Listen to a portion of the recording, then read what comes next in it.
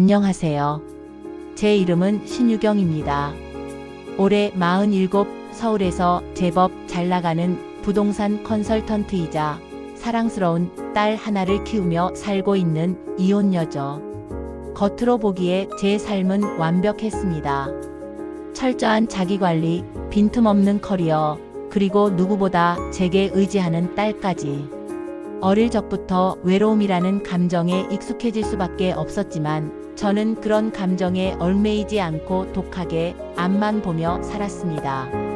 남들이 사랑이라 부르는 낭만적인 감정보다 확실한 조건과 안정을 택했고 결혼도 그렇게 했습니다. 그리고 이혼 역시 감정적인 손해 없이 오직 현실적인 이득만을 계산하며 깔끔하게 끝냈습니다. 운명? 감정? 그런 건 다 나약한 사람들의 핑계야. 저는 늘 그렇게 믿으며 오직 제 스스로의 힘으로 쌓아 올린 견고한 성 안에서 그 누구도 들여보내지 않고 살고 있었습니다. 그 성벽이 무너질 것이라고는 단 한 번도 상상조차 하지 않았습니다. 그런데 바로 며칠 전 제 삶 전체를 뒤흔드는 한 통의 소환장이 도착했습니다. 제가 출근하기 전 현관문 앞에 놓여있던 등기 우편. 우체국 직원의 차가운 손에서 건네받은 그 서류는 마치 차가운 쇠사슬처럼 제 손목을 죄어오는 듯 했습니다. 처음엔 그저 스팸이겠거니 혹은 부동산 업무 중 누군가의 짓궂은 장난이겠거니 생각했습니다. 저는 범죄자가 아니었으니까요. 법정에 갈 일이라곤 상상조차 해본 적 없었습니다.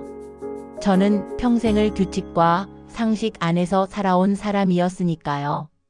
하지만 서류 봉투를 뜯는 순간 제 심장은 불길한 예감에 휩싸였습니다. 그 봉투 안에는 제가 그토록 견고하게 쌓아 올렸던 성벽을 한순간에 무너뜨릴 서류들이 들어 있었습니다. 내용은 너무도 정확하고 냉정했습니다. 제목은 형사 공판 출석 요구서였습니다. 신유경 귀하, 피고인으로서 1차 형사 공판 출석을 요구합니다. 그 문장을 읽는 순간 제 눈앞이 흐릿해지는 것 같았습니다. 피고인이라는 단어, 형사 공판이라는 단어는 제 삶과는 아무런 접점도 없는 단어들이었습니다. 그리고 이어지는 고소인과 혐의 내용, 고소인 김혜준, 혐의 영아유기 및 방임, 피해자 김혜준, 증거자료 출생기록, 친자 확인, DNA 일치, 출산 당시 병원 자료 등. 김혜준? 그 이름 석자를 보는 순간 제 심장이 쿵 하고 바닥으로 떨어지는 것 같았습니다. 마치 거대한 망치로 머리를 얻어맞은 듯 세상의 모든 소리가 먹먹해졌습니다. 제 손은 덜덜 떨렸고 소환장을 쥐고 있던 손바닥에는 식은땀이 흥건했습니다. 잊고 지냈던 과거가 아니 억지로 외면하고 봉인했던 과거가 너무나도 잔인하고 정확한 증거를 들고 제 앞에 나타난 것이었습니다. 봉인된 상자가 열리고 그 안에서 차갑고 날선 칼날이 튀어나온 기분이었습니다. 김혜준 그 이름을 따라 제 기억은 26년 전의 어느 겨울로 돌아갔습니다.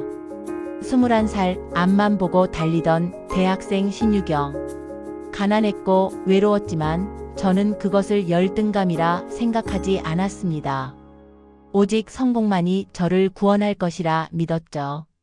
모든 것을 희생해서라도 성공해야 한다는 강박에 시달리던 시절이었습니다.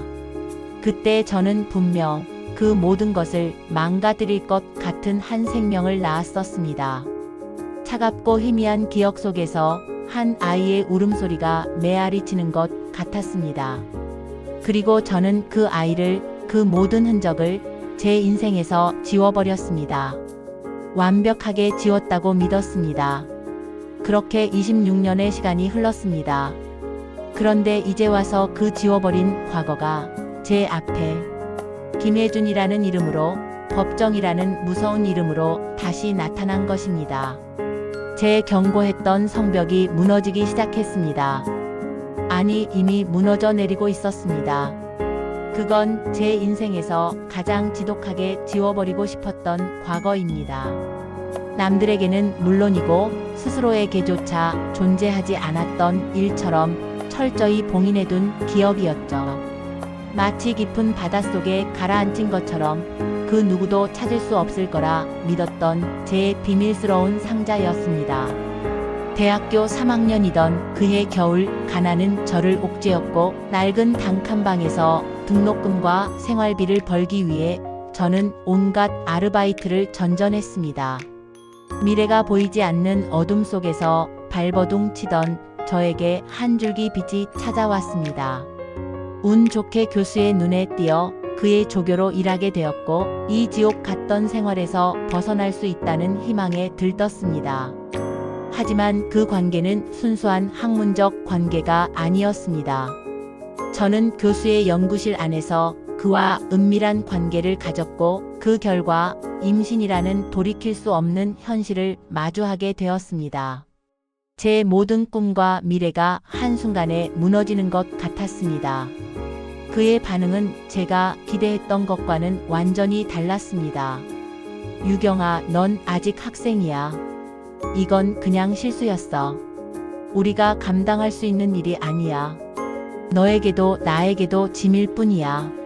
실수라는 단어는 저희 모든 희망을 산산조각 냈습니다. 책임감이라곤 찾아볼 수 없는 그의 싸늘한 태도에 저는 혼자서 이 모든 것을 감당해야 한다는 것을 깨달았습니다. 저는 아무에게도 알리지 않은 채 서울을 떠나 낯선 지방의 허름한 조산원에서 아이를 낳았습니다. 그리고 눈도 제대로 뜨지 못한 그 작은 생명을 이 세상에서 가장 차갑고 무거운 감정인 죄책감과 함께 한 보호소 앞에 두고 도망치듯 돌아섰습니다. 뒤도 돌아보지 않았습니다. 돌아보는 순간 제 모든 것이 무너질 것 같았으니까요. 저는 그 작은 생명을 외면하는 것이 제가 살아남을 수 있는 유일한 방법이라고 믿었습니다. 그 뒤로 저는 정말 그 아이를 잊었습니다. 아니, 잊은 척하며 살았습니다. 매일 밤 죄책감에 시달리면서도 낮에는 마치 아무 일도 없었던 사람처럼 더 악착같이 살았습니다. 제 가슴속 깊은 곳에는 늘 차가운 얼음 덩어리가 박혀 있는 듯 했습니다.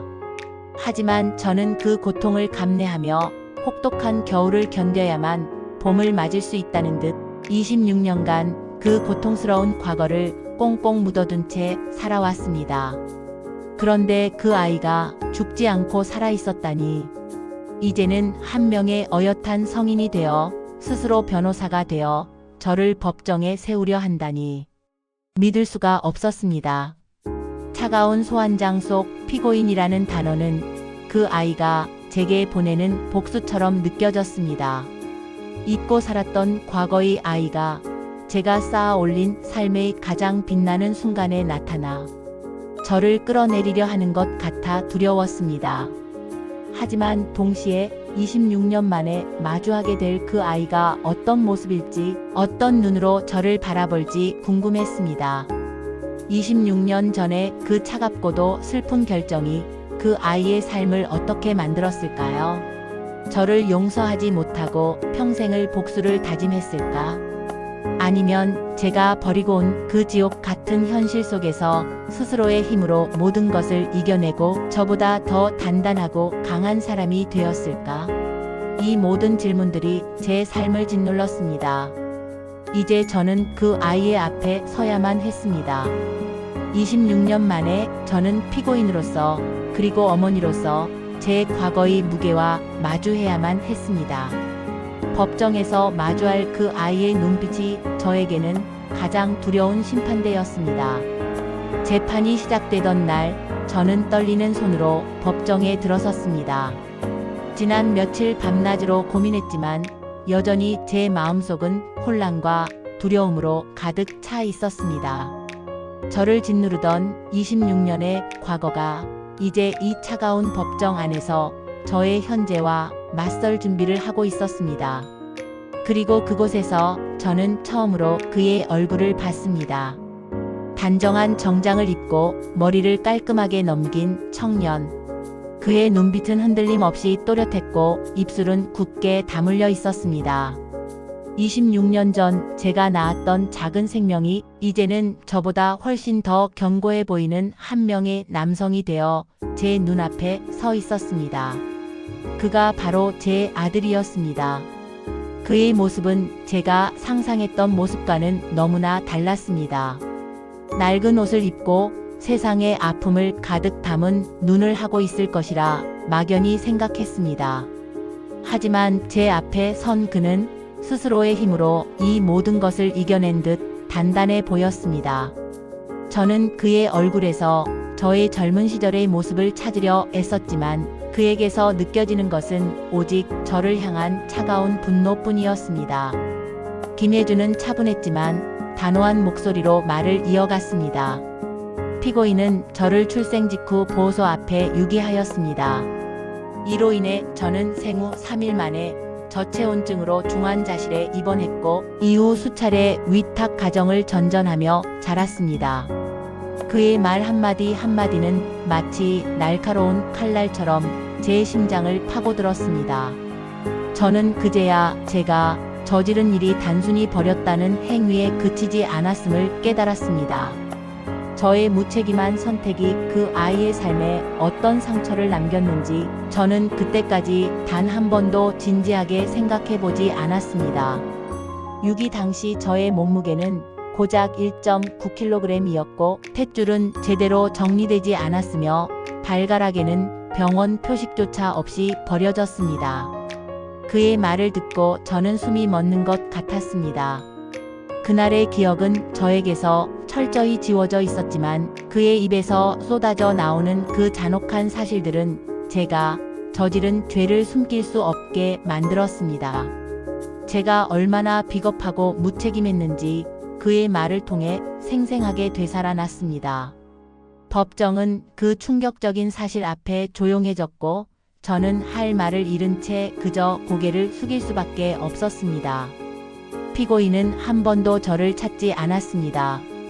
그런데 저는 평생 그 얼굴을 상상하며 살았습니다. 그 마지막 말은 저를 완전히 무너뜨렸습니다.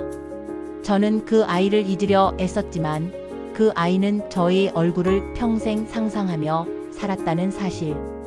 저의 삶에서 지워버린 존재가 그의 삶 전체를 이루고 있었다는 사실이 저를 짓눌렀습니다.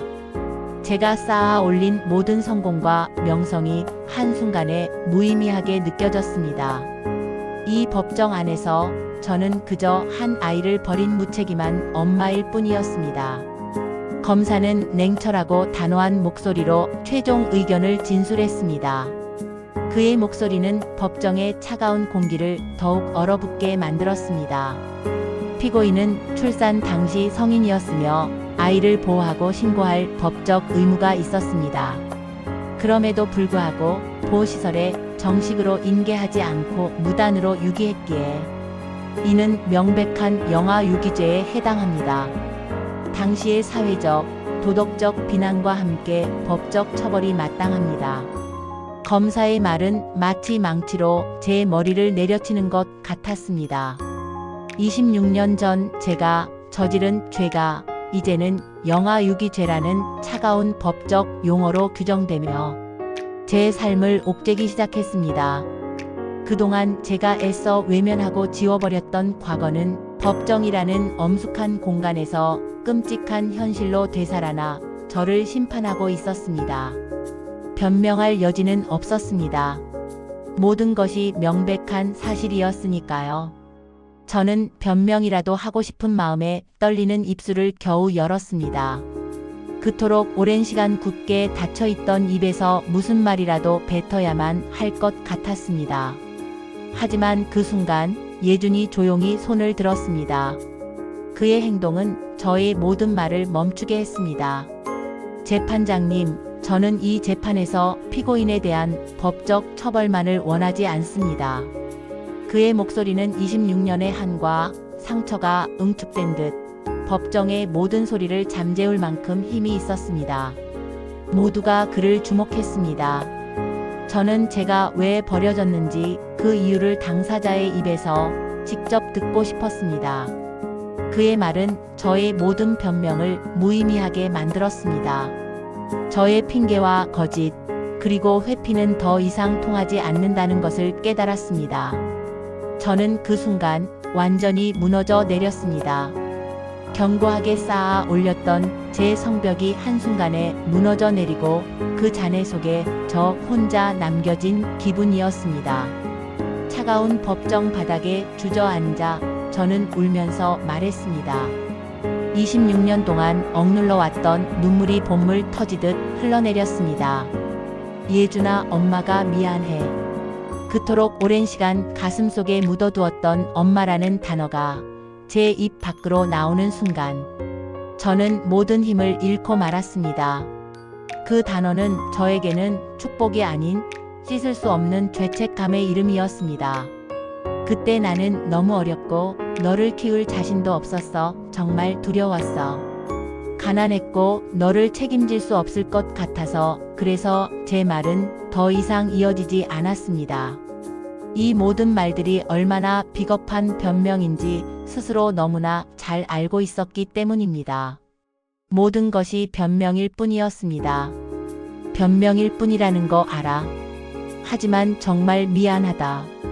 정말 엄마가 미안하다. 목이 메어 더 이상 말을 잇지 못했습니다. 제 사과조차도 너무나 늦은 아무런 의미 없는 말처럼 느껴졌습니다. 법정은 깊은 침묵에 잠겼고 예주는 저를 똑바로 보며 천천히 하지만 단호하게 입을 열었습니다. 그의 눈빛은 흔들림이 없었습니다. 그 눈빛은 저를 향한 원망과 분노 그리고 깊은 슬픔을 담고 있었습니다. 전 용서할 준비가 안 됐습니다. 그리고 당신의 변명이 저의 26년의 상처를 덮을 수는 없을 겁니다. 그의 차가운 말에 제 마음은 다시 한번 갈기갈기 찢기는 것 같았습니다. 그가 느꼈을 고통과 상처의 무게가 얼마나 무거웠을지 저는 감히 짐작조차 할 수 없었습니다. 하지만 예준의 말은 거기서 멈추지 않았습니다. 하지만 이제부터 제 삶은 제 힘으로 만들 겁니다. 당신의 이름 없이도 충분히 멋지게 살 수 있어요. 그의 마지막 말은 저를 향한 용서가 아닌 스스로의 삶을 살아가겠다는 그의 굳은 다짐이었습니다. 그의 삶은 더 이상 저의 과거에 묶여있지 않을 것이라는 그 스스로가 내린 가장 단호하고도 아름다운 판결이었습니다. 그는 더 이상 피해자가 아니었습니다. 그는 제 죄를 용서하지 않았지만 자신의 삶을 주체적으로 선택하며 저희 그늘에서 벗어나기로 결정한 것입니다. 그 순간 저는 예준이 저보다 훨씬 더 단단하고 강한 사람이라는 것을 깨달았습니다. 그리고 그가 내린 판결은 법적 처벌보다 훨씬 더 아프고 무거운 것이었습니다. 재판 결과는 징역 6개월, 집행유예 2년. 법적으로는 무거운 형이 아니었습니다. 하지만 저는 세상에서 가장 깊은 형벌을 받은 기분이었습니다. 법의 심판보다 더 무서운 것은 26년 동안 애써 외면했던 제 자신과 그리고 제가 저지른 죄의 무게와 마주하는 것이었습니다. 그날 이후 저는 그동안 쌓아 올렸던 모든 것을 정리했습니다. 위선적으로 쌓아 올렸던 명성과 부, 그리고 저를 포장하고 있던 견고한 가면을 모두 내려놓았습니다. 그리고 봉사활동을 시작했습니다. 그 첫걸음은 미혼모 지원센터였습니다. 그곳에서 저는 저와 같은 두려움을 겪고 있는 어린 엄마들을 만났습니다. 그들의 흔들리는 눈빛 속에서 저는 과거의 21살 신유경을 보았습니다. 두려움과 외로움에 떨며 아이를 포기하는 것만이 유일한 해결책이라고 믿었던 어리석었던 저의 모습을요. 그들에게 저는 제 이야기를 담담하게 전했습니다. 나는 그 아이를 유기했어. 가난과 두려움에 쫓겨 가장 소중한 것을 버렸지. 그 아이는 나를 용서하지 않았어. 하지만 그 아이는 누구보다 아름답고 강하게 자랐어. 아이를 포기하려 했던 그들의 손을 잡고 저는 떨리는 목소리로 제 죄를 고백했습니다. 저의 이야기가 그들에게는 무거운 경고가 되었겠지만 동시에 한 줄기 희망이 되기를 바랐습니다. 제가 저지른 잘못을 반복하지 않기를, 그리고 아이를 버리는 순간 겪게 될 평생의 고통을 미리 깨닫기를 바라는 마음이었습니다. 그들의 눈빛 속에서 저는 저의 죄책감을 조금이나마 덜어낼 수 있었습니다. 그것은 저를 위한 참회이자 제가 할 수 있는 유일한 속죄였습니다. 그리고 예준. 그 아이는 로스쿨을 졸업하고 이제 청소년 인권 변호사가 되었습니다. 그의 삶은 더 이상 저의 과거에 얽매여 있지 않았습니다. 그는 스스로의 힘으로 자신의 길을 만들어냈고 자신의 상처를 세상의 약자를 위한 목소리로 바꾸어냈습니다. 그가 TV 인터뷰에서 말하는 모습을 보며 저는 멈출 수 없는 눈물을 흘렸습니다. 태어날 때부터 버림받은 사람도 누구보다 강하게 살아갈 수 있습니다. 저는 증오가 아닌 정의로 싸우겠습니다. 그의 목소리는 26년의 세월을 딛고 일어선 한 인간의 고결함 그 자체였습니다. 그는 저를 향한 개인적인 복수가 아니라 자신과 같은 상처를 가진 아이들을 위해 싸우는 길을 택했습니다. 그 모습을 보며 저는 제가 버린 것이 한 생명만이 아니었음을 깨달았습니다. 저는 그의 삶을, 그의 정의를, 그리고 그의 희망을 버렸던 것입니다. 저는 그 아이의 인생에 너무나도 작은 존재였지만 그는 저의 인생을 송두리째 바꿀 만큼 위대한 존재가 되었습니다. 저는 그 아이가 저보다 훨씬 강했고 제가 그 아이보다 한없이 작았다는 것을 깨달았습니다. 이 세상에 완벽한 부모는 없습니다. 하지만 스스로 저지른 죄를 외면한 사람은 결코 그 대가를 피할 수 없습니다. 저는 그 대가로 26년의 시간을 잃었고 제 아이에게서 영원히 엄마라는 이름을 불릴 자격을 잃었습니다. 제가 뼈저리게 후회하는 것은 제가 버렸던 그 아이가 결코 꺾이지 않았다는 것입니다.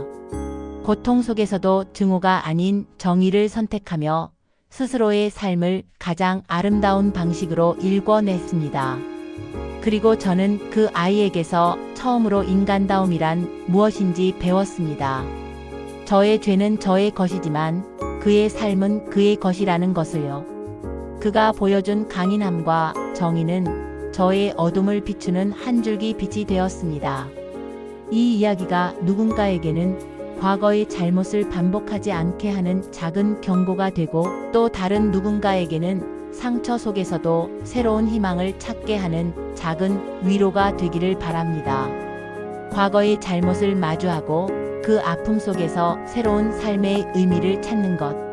그것이 바로 제가 지금 이 순간 살아가는 이유입니다. 저는 이제서야 진정한 삶의 시작점에 서게 된 것 같습니다. 제 이야기가 여러분에게도 작은 용기를 전해주기를 바랍니다. 감사합니다.